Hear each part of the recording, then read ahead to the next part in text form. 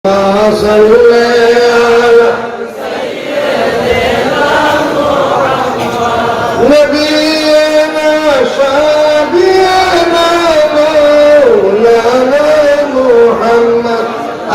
সালাম আমি নিজের লেখা লম্বা সালামের মতো কয়েকটা লাইন পড়বো। আমরা এই সালামটি শেষ করতে দিই মানুষ যখন ভুলে যায়। মুস্তাফা মুজতাবা লাখো সালাম বলেন, মুস্তাফা মুজতাবা লাখো সালাম আলা নবী আসহাবে নবী আউলিয়া তামাম আলা নবী আসহাবে নবী আউলিয়া তামাম লাখো দুরূদ লাখো সালাম রউফুর রহিম সিরাজুম মুনীর রউফুর রহিম সিরাজুম মুনীর লাখো সালাম আলা নবী আসহাবে নবী আউলিয়া তামাম লাখো দুরূদ লাখো সালাম। মুআজ্জাজ মুহতারাম সজ্জাদুল দস্তা দরবার শরীফ খাজা আরিফুর রহমান তাহের নকশবন্দি মুজাদ্দিদি দামাত হেফাজতুহু উপস্থিত উলামায়ে কেরাম মুরব্বিয়ানে আযম প্রধানের মা বোনেরা, আমি আপনাদের প্রশ্ন করি আর উত্তর দেব। 1 নম্বর প্রশ্ন, এই খাজা আহমদ শাহ খাজা তৈয়বুল ইসলাম খাজা আবু তাহের আবুল খায়ের সাহেব ছিলেন, যার মাজার ঢাকাতে। এই দরবার এদেরকে সালাম দেওয়া নফল মুস্তাহাব না সুন্নাত কোনটা আপনাদের জানা নাই? আল্লাহর ওলিদের সালাম দেওয়া কি ওয়াজিব? আবার কোন? আল্লাহর ওলিদের সালাম দেওয়া কি ওয়াজিব। প্রতিদিন নামাজের মধ্যে আপনি পড়েন আসসালামু আলাইকা আইয়ুহান নাবিয়্যু ওয়া রাহমাতুল্লাহি ওয়া বারাকাতুহু পড়েন। কোথায় হাতে হবে কি আসসালামু আলাইনা ওয়া আলা ইবাদিল্লাহিস সালিহিন সালিহিন বন্ধ সালাম। আচ্ছা কোন তো খাজা আহমদ রহমাতুল্লাহ আলাইহি সালিহিন ছিলেন কিনা? তৈয়বুল ইসলাম সালিহিন ছিলেন কিনা? তাহের সাহেব সালিহিন ছিলেন কিনা? আবুল সাহেব সালিহিন ছিলেন কিনা? গরিবুল নওয়াজ সালিহিন ছিলেন কিনা? শাহজালাল সালিহিন ছিলেন কিনা? এই নবীকে সালাম দেওয়ার সাথে ওলিদের সালাম দেওয়া আছে। কথা বলতে আসছে। এখন যাদেরকে সালাম দেওয়া আছে তাদের বিরুদ্ধে যারা করে তারা কি অবস্থা আছে? কথা বলতে ব্যাপারটা এই জন্য প্রতি ওয়াক্ত নামাজে প্রতি 2 রাকাত পড়ে সালাম দেয় কিনা আমরা? এই জন্য খাজা তৈয়ব সাহেব খাজা তাহের সাহেব আমার আব্বার সাথে, আমার আব্বার হাতে করা আমাদের বাড়িতে আমি যখন ছোট্ট ছিলাম তখন তৈয়ব তার নামাজ করে নিছে। আলহামদুলিল্লাহ আমার আব্বা বলতেন আমার তৈয়ব আমার তাহের। একদিন বললেন যে আব্বা এত মায়া করেন কেন? দেখো এরা ওলাদে ওলি ওলাদে ওলি, এদের চেহারা থেকে নূর এমনি চমকাচ্ছে। এবং আপনার ঢাকা বড় কমিয়া মাহফিলে আমি ছিলাম, আমার ভাইরা খাজা উঠাই সব ছিলেন। বহু চেষ্টা করে পারলাম না, উনি বললেন আমার ওস্তাদের ছেলে সেই মনে থাকতে। এই যে বিনয়, এই যে শ্রদ্ধা, এই যে ওস্তাদের মধ্যে শ্রদ্ধা নাই, আওলাদের শ্রদ্ধা নেই, কারণ আমরা ওস্তাদও উল্টো। এই জন্য খাজা আবু তাহের খাজা আহমদ শাহ ওনাদের কেন স্মরণ করি আমরা? আর কি সমস্ত মাহফিল কেন? কথা ভালো করে বলতে ওয়াজ হুজুররা করবে কেন আপনারা আসবেন এই মাহফিলে? কারণ হলো আপনার এই যে আপনার মিশনগুলো দেখছেন নি, এখানে মাহফিল চলছে। আমি সে ঢাকাতে রওনা দেখতেছিলাম কে কি ওয়াজ করে। সারা দুনিয়া দেখা যায় কি যায় না? যায় না, নেটওয়ার্কের মাধ্যমে, কিছুর মাধ্যমে নেটওয়ার্কের মাধ্যমে। খাজা আহমদ রহমতুল্লাহ আলাইহি যার মুরিদ ছিলেন এনায়েতুল্লাহ খান সাহেব, তারপরে হেদায়েতুল্লাহ খান সাহেব, এরপরে মাহমুদুল্লাহ খান সাহেব, যে বংশ খানদান। মাহমুদুল্লাহ খান সাহেব আমার প্রথম মুর্শিদ, আলহামদুলিল্লাহ। ওনার একটা বৈশিষ্ট্য ছিল যে আমাদের ঠিক একবার তাওয়াজ্জুহ দিতেন, এক তাওয়াজ্জুহকে সারা থেকে আল্লাহ শুরু হয়েছে। দ্বিতীয় দাওয়াত দিতে আমরা আল্লাহর হাবিবের জিয়ারত হয়েছে। এই মানের উনি ছিলেন। একটি মুসলমান 60 বছর পর্যন্ত এই রাত্রে সারা রাত কাটাইছে, সে মুসলমান এখনো বিছানা আছে। আমি গিয়েছি আমি এই কথা বলতে চাই, ঈসা আলাইহিস সালাম মানে হলো সব পৌঁছানো। সব কি পৌঁছানো, ঈসা আলাইহিস সালাম অর্থ কি সব পৌঁছানো। এবং এই সব পৌঁছানোটা একজন মাইয়িতের প্রতি জিন্দার দায়িত্ব। সাধারণ একটা মানুষ যদি মুসলমান, তার সন্তানদের কাজ হলো আল্লাহুল সালিহুন নেক্সট সন্তান বাবা ধরে দোয়া করবে। কিন্তু দোয়া যে করবে, দোয়ার একটা আপনার একটা নেটওয়ার্ক লাগবে, লাগবে না? নেটওয়ার্ক ছাড়া দোয়া কবুল হয় না। এই জন্য আমি যে কথাটা বলতে চাই, এই দরবারে যারা আছেন তাদেরই তাদের সব পৌঁছানো জানি, কিন্তু আমরা যখন তাদের প্রতি সব রসানি করবো, সব মানে কি নাম্বার, সব অর্থ কি, সব অর্থ কি বুঝছেন? সব অর্থ কি নাম্বার। 33 মানে 5, 32 মানে কি ফেল। কাদের দরকার, কাদের দরকার 1 নম্বর দরকার। 1 নম্বর পাইলে কিন্তু সে পাস করে। কিয়ামতের ময়দানে একজন মানুষ সারা জীবন হিসাব করে দেখা গেল 1 নম্বর নাই, কত 1 নম্বরের সব, সে জাহান্নামে গিয়ে তাকে নিয়ে যাবে। কোন খেয়াল করেন, যাবে বাবার কাছে, বাবার তোমার আমল নামা থেকে 1 নম্বর আমাকে দাও। বাবা বলবে সম্ভব নয়।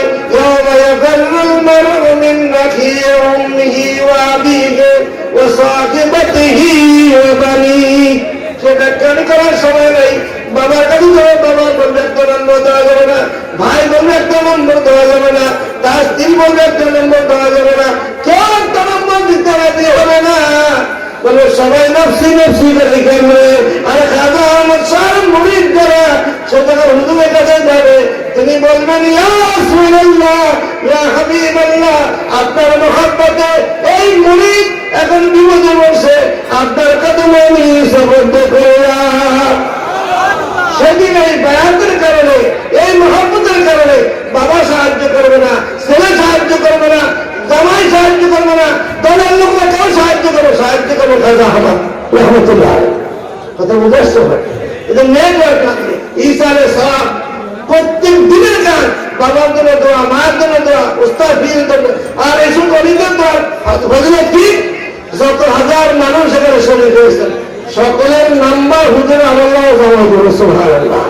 আর হুজুরের এক নজরে সব মানুষগুলো আল্লাহ হাবিবের লিস্টে নাম উঠতেছে, সুবহানাল্লাহ। এই জন্য ইসলামের দরকার। আমি দিকে দেখছি না, যারা ইসলামের দরকার তুমি তো তারা কোন ধর্মই দেবেন না। ইসলামের সাহেব সাহেব নাই, মিলাদ সাহেব নাই, শাহবানা সাহেব নাই, ইয়াদুল্লাহ সাহেব নাই, নাই নাই, সব নাই নাই করতেছে। কারণ এরা এমনি আসে নাই, এদেরকে ইহুদিরা প্রটোকল করে অত থিওরি তৈরি করছে যেন মুসলমানদের সম্পর্ক আমাদের সাথে না থাকে। মুসলমান জিয়ারত মানে সাক্ষাৎ, আপনি জিয়ারত করছেন অনেকে, জিয়ারত মানে সাক্ষাৎ, সাক্ষাতে আপনার সালাম আলাইকুম বলার সাথে সাথে আল্লাহ হাবিবের নেটওয়ার্কে আল্লাহ বলে চেহারা আপনার সামনে এটা পাওয়ার জন্য কে রাখবে? এই যে আপনার খাজা আহমদ রহমতুল্লাহ দরবারে আপনি হাজির আসসালাম আলাইকুম বললেন, বলার পরে তার চেহারা আপনার সামনে আসার জন্য প্রয়োজন হলো, আপনার কারণে কোনো গুনাহ থাকবে না, কোনো গুনাহ থাকবে না। এই জন্য আল্লাহ ওলিদের কাছে গিয়ে তওবা শিখতে হবে। কথা বলে আসছে আস্তাগফিরুল্লাহ বলে আপনার চলে গেলেন সব দরবারে, ওয়াহাবি সুন্নি সব তওবা। কিন্তু আল্লাহর ওলিরা যারা মদিনাতে অনেক নেটওয়ার্ক আছে, তাদের তওবার আপনার সুবিধা হলে তারা যখনই মুরিদকে নিয়ে বসে, মাহফিলে বসে, যেখানে বসে, যখনই তওবার নিয়ত করে, তখন আল্লাহুম ইন্নালাহু জাউকা ফাস্তাগফিরুল্লাহ ওয়াস্তাগফার লাহুমুর রাসূল লাওয়াজাদুল্লাহ তাওয়াবার রহিমা। সুবহানাল্লাহ। যদি বান্দা গুনাহ করে, বান্দা নিজের গুনাহ করে, বাড়িতে বসে আল্লাহ আল্লাহ করলে আল্লাহ আল্লাহ সব গুনাহ মাফ হবে না। আপনাকে যাইতে হবে রাসূলুল্লাহর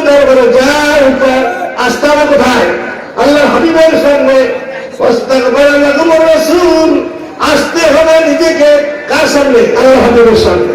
আর আল্লাহর হাবিবের সামনে আসার পরে আল্লাহর হাবিব সেই তওবাতে সুপারিশ করলেন, তিনটা লাগবে, আসতে হবে রাসূলের দরবারে, আর আল্লাহর হাবিবের সামনে নিয়ে তওবা করতে হবে, ইস্তেগফার করতে হবে।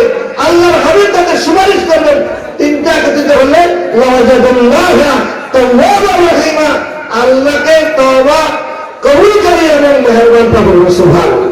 ঘোষণাকার ঘোষণাকার ঘোষণাকার আল্লাহ। এই জন্য আমি প্রায় বলে থাকি, মোবাইল সাইট আছে, আপনার শরীরটা আছে, সিম আছে, চার্জ আছে, নম্বর জানা আছে, কিন্তু নেটওয়ার্ক নাই। কথা বলা বলি দরকার, কথা বলা যাবে উনি আল্লাহ নেটওয়ার্ক। সুবহানাল্লাহ। কি নেটওয়ার্ক? আপনি যখনই আল্লাহ কি খেয়াল করবেন, আল্লাহ আপনাকে কানেকশন লাগাতে বলতে পারবেন সব।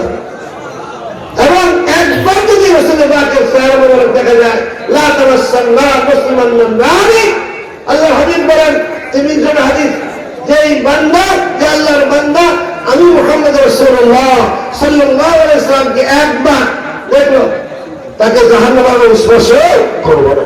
ও রামানি, শুধু আমাকে না, আমাকে যে দেখলো, তাকে দেখলো জাহান্নামে স্পর্শ করবে না। তার মানে কি? আল্লাহ হাবিবকে দেখার চোখ যাদের খুলছে, তাদের লিস্ট আল্লাহ রহমতের খাতা উঠছে। এই জন্য আপনার সারা জীবন, আমার কথা শেষ, এই কথা আমি শেষ করতে চাই, ঈসা আলাইহিস মাহফিল ব্যক্তিগতভাবে, পারিবারিকভাবে, সামাজিকভাবে, এইভাবে অনুষ্ঠানে সব জায়গায় করা ওয়াজিব। হকর ওয়াজিব কেন? কারণ হুকুকুল্লাহ, হুকুকুল আবাদ, হুকুকুল্লাহ আছে। আল্লাহর বান্দা হক, আপনার মায়ের জন্য দোয়া করে, এটা কি বান্দা হক? আপনার মসজিদের উসিলায় আপনি আল্লাহ দিকে চলে চলছে, মসজিদের উসিলায় রাসূলুল্লাহ সাল্লাল্লাহু আলাইহি ওয়াসাল্লাম দেখতেছেন, তার জন্য সবসময় সওয়াব রচনা করা ওয়াজিব। আর এমনি সাধারণভাবে সওয়াব রচনা করা মুস্তাহাব। খুব খেয়াল, হক যখন মারা করবেন তখন ওয়াজিব। আর যেই তারিখে ইন্তেকাল করেছেন সেই তারিখে দোয়া করা সুন্নাত। এখন একদম দেখুন, নির্ধারিত তারিখ হয়ে যাবে, এরকম পাই কিনা, নির্ধারিত করা যাবে না। আসলে এর অভাবের কারণে আর মুহাব্বতের অভাবের কারণে কথা বলতো না। রাসূল পাক সাল্লাল্লাহু আলাইহি ওয়াসাল্লাম হযরত আমির হামজা রাদিয়াল্লাহু তাআলা উহুদের ময়দানে যেই তারিখে শহীদ হয়েছে, প্রতি বছর সেই তারিখে গিয়ে যান করতেন। আবার বলছি, রাসূল পাক সাল্লাল্লাহু আলাইহি ওয়াসাল্লাম আমির হামজা রাদিয়াল্লাহু তাআলা যেই তারিখে শহীদ হয়েছে, ওই তারিখে গিয়ে তিনি জিয়ারত করতেন। এই দলিল এনে আব্দুল আজিজ মুহাদ্দিস মাওলানা রাহমাতুল্লাহ আলাইহি তিনি লিখতেছেন, ওই তারিখে দোয়া করে মুসলমান। আলহামদুলিল্লাহ। এই জন্য ওই তারিখে ইসরায়েল সরকার যেই দিন বাবা মারা গেছে সেই দিনটা করে মনে একটা মনের মধ্যে যে ফিরিস্তা আসবে, অন্যদিন কি আসেনি, আসবে না। এই জন্য এক আর 40 কথা ওরা বলবে, 40 আসলে ফরজ আসবে না, মুস্তাহাব। কারণ আল্লামা জালালউদ্দিন সিদ্দিকী রাহমাতুল্লাহ আলাইহি তাফসীর দুরুল মানসুর হাতে দেখছেন যে একজন মানুষ মারা গেলে আপনি যেখান থেকে গাছতলা যাবেন আসলেন, যদি এর মধ্যে আপনি একবার আসবেন গাছতলা, জীবনে একবার আসবেন মনে করেন, আপনি ইন্তেকালের পরে এই গাছতলার এই মাহফিলের মাটিটা কানবে, যেই যে মসজিদে আপনি নামাজ পড়ছেন সেই মসজিদে পর্যন্ত কানবে, যেই জায়গাটা আপনি কোয়ারেন্টাইন করেন সেই জায়গাগুলি কানবে। যত নেক কাজ করছেন আপনি যত জায়গা 40 দিন কান্দতে থাকবে। 40 দিন পরে এই কান্নাটা বন্ধ হবে। কত ভালো করবে, 40 দিন পরে কান্নাটা বন্ধ হবে। এই 40 দিনের দিন ওলামায়ে হাক্কানিরা আহলুল্লাহ চিন্তা করলেন, 40 দিনে জমিন কাঁদবে, মাদ্রাসা কাঁদবে, মসজিদ কাঁদবে, ঘরে যে জায়গায় সেই জায়গাটা কাঁদবে, যত জায়গায় দান করছে সেই জায়গাটা কাঁদবে, হজ্জে বাইতুল্লাহ কাঁদবে। এই বান্দার জন্য কাঁদতে কাঁদতে আমি 40 দিন কাঁদতে থাকবে। কিন্তু যখন কান্নাটা বন্ধ হবে সেই দিকে একটু দোয়া করে আল্লাহর কাছে, এই কান্নার জন্য দোয়া স্বামীর গায়ে চলে যাবে। এই জন্য 40 কি 40 আর 4 দিনে দোয়া করে, 4 দিনে 4 দিন তো 7 দিনে করে আপনি দোয়া 4 দিন নাকি সব শুরু করা যাবে। তবে মনে রাখবেন, সকল ইসলামে 3 দিন, ইসলামে কয়দিন? 3 দিন। 3 দিন শুরু করা, মনটা খারাপ, 4th দিন একটু দোয়া করে, আল্লাহ এই মসজিদকে তুমি মাফ করে দাও, মনটা নরম থাকে 3 দিন করতে। চতুর্থ দিনে দোয়া করা এটা অবস্থা। এই জন্য আমি যে কথা বলতে চাই, আজকে আমাদের সমস্যা হলো আমরা অনেক ওয়াজ শুনি কিন্তু মৌলিক আমল আমাদের নাই। এক নম্বর হলো আপনি নিজেকে প্রশ্ন করেন, আপনি তওবা করলে আপনার গুনাহ ধরে গেছে না বুঝেন কিনা, এটা হলো তরিকা। আলেম হন আর মুহাদ্দিস হন আর ফকিহ হন সাধারণ কৃষক হন কোন ব্যক্তি করে আপনি যখন চোখ বন্ধ করে আল্লাহর কাছে তওবা করবেন সেই তওবাটা কবুল হয়েছে এটা বুঝেন কিনা। যদি না বুঝেন তরিকাটা আপনার শুরু হয়। দুই নম্বরে এই তওবা বুঝার পরে আপনি লতিকার মধ্যে আল্লাহ আল্লাহ জিকির চলছে কিনা, কাল রোজ ছবি একবার। তিন নম্বরে আমাদের খান মধ্যে জিকির চলছে কিনা। চার নম্বরে জিকরান কাসীরা ওয়া সাব্বিহু বুকরাতান ওয়া আসীলা, জিকির কাসীর মানে 24 ঘন্টা মাথা থেকে পার করত সব ত্রুটি মন্ত্র আল্লাহ বলবে। আপনি ঘুমানো নিশ্চয় আল্লাহর কাছে আল্লাহকে সব খবর নিয়ে জিকিরটা আপনি জারি করলেন, রাত্রে বালিশে মাথা দিলেন আর শোনেন খেয়াল করলেন পুরো শরীরে, পুরো শরীর থেকে প্রতি নিঃশ্বাস 70 কোটি বার জিকির করলেন আল্লাহ আল্লাহ আল্লাহ আল্লাহ আল্লাহ আল্লাহ আল্লাহ আল্লাহ আল্লাহ আল্লাহ জিকির করতে থাকবে। দৈনিক 24,000 নিঃশ্বাস আমি আপনি ফেলতেছি। আল্লাহর হাবিব বলেন আনমৃগি বিমা বলাহু, তোমার প্রতিটি নিঃশ্বাস কি কাজে ব্যয় করছে হিসাব দিতে হবে। বলেন প্রতি হিসাব কি দেবেন? চোখ দিছে কে? চোখ দিছে কে? কানের হিসাব কিভাবে দিবেন? কান দিছে কে? আপনার মতো কত মোবাইল দিলে এটা আসবে আপনাদের জবান হিসাব দিতে হবে না। এই ব্রেনটা আপনি শুনতেছেন 8,000 কোটি সেল কাজ করতেছে। কত? 8,000 না 8,000 কোটি সেল কাজ করতে হবে। আপনি বুঝতেছেন এই সেলগুলো আল্লাহ ততক্ষণ না করবে ব্রেনের হিসাব দেওয়া যাবে না।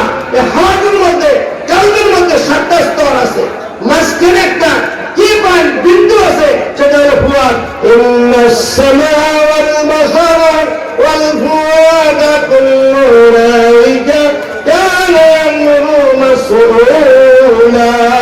সমান শক্তি, দিক শক্তি এবং ক্যাচিং শক্তি, এই ফুয়াদটা এই কানেকশনটা নেটওয়ার্কটা মদিনার দয়াল নবীর সাথে লাগানো যায়, সমগ্র সৃষ্টি জগৎ এক নজরে আসবে। এই হলো তরিকত। আজকে দুর্ভাগ্য হলো ওনারা যে সাধনা করেছেন সারা রাত হাজরত কাঁদছেন, দুরুদ সালাম দিয়ে সকাল করে যাচ্ছে আর রাসূলের পাকের জিয়ারত যখন একবার হয়ে যায় আপনার যখন ইয়া নবী সালাম আলাইকুম বলে ইয়া রাসূলুল্লাহ ডাক দেয় তার সামনে হুজুরের চেহারা আসে। সে কি বসে থাকতে পারে? আজকে যে তরিকত না থাকার কারণে সেই দিন না বোঝার কারণে ফতুয়াটা যায় ওটা বেদাত ওটা সেরে এক জায়গায় সেরে কারো বেদাত ছাড়া কিছু বুঝে না। এই সমস্ত আপনার উল্টা পাল্টা কথা বিশ্বাস না করে আল্লাহ নবীদের সাথে লেগে থাকেন, তাহলে আপনার মূল্য বাড়তেই থাকুন। সুবহানাল্লাহ। আমার কথা শেষ। এক গজ কাপড় 40 টাকা দিয়ে কিনবেন, কয় টাকা? 2 ভাগ করলেন, এক ভাগ দিয়ে কোরআন শরীফের কি কভার দিলেন 20 টাকা, আর এক ভাগ ঘর বসলেন, দুটো কাপড় একদম 20 টাকা, 20 টাকা 40 টাকা। বলেন কোরআন শরীফ অনুযায়ী কাপড়টা দিয়ে সেটা আর ওই ঘর বসেন কাপড়টা সমান নেই। আপনি কোরআন শরীফ যেটা দিন এটা কি করবো? চুমু খাবেন আর ঘরটা বসে থাকে চুমু খাবেন। আল্লাহ অনেক সাথে সম্পর্ক রাখলে আপনার আমল কম হোক, ওই মদিনাওয়ালার কানেকশনের কারণে আপনার মহব্বতের কারণে আপনি পার হয়ে যাবেন। আমি একটা হাদিস শোনাচ্ছি তারপর আমি শেষ করবো। সেটা হলো ওই আমাদের ওখানে রাখেন না, আমরা ওখানে চুমু খাই না। এদের একদলকে খুব কটাক্ষ করে দেখবেন মসজিদে ইমাম সাহেব এই মহারাজ সাহেব কটাক্ষ করে। আসলে সমস্যা হলো এরা কি ইমাম হয়েছে ক্ষতি হয়েছে, এদের কোনো ক্রাইটেরিয়া নাই কারা ইমাম হইতে পারবে কারা ক্ষতি হইতে পারবে। ওই দুর্ভাগ্য ওরা ইমাম পাওয়া যাচ্ছে একজনকে রেখে দিচ্ছে, সে কি ইমামতি করতে পারে কিনা এই সার্টিফিকেট এখানে ইমামে যান। ইমামে একটা মসজিদও কে ইমাম হইতে পারে না, একটা রাষ্ট্রীয় বোর্ড আছে, বোর্ডে ইন্টারভিউ তাকে ইমাম না। এই কথাটা বলে শেষ করছি। আপনার আল্লামা বাইহাকি রহমতুল্লাহ আলাইহি বাইহাকি শরীফে আল্লামা ইবনে কাসির রহমতুল্লাহ আলাইহি আপনার তার ফতুল বারীতে আপনার বিভিন্ন কিতাবের বয়ানটা সেটা হলো বনি ইসরাইল কওমের সাইয়েদনা মূসা আলাইহিস সালামের সময়, আমার কথা বুঝতেছেন, মূসা আলাইহিস সালামের সময় 200 বছর একটা লোক হায়াত পেয়েছে। কত? এই 200 বছর ডাকাতি করছে, খুন করছে, মদ খাইছে, চুরি করছে, তারপরে আসছে বাদদের সব করছে। এলাকার মানুষ তার আত্মহত্যা অতিষ্ঠ। এই লোকটা মারা যাওয়ার পরে খুব সংক্ষেপ বলছি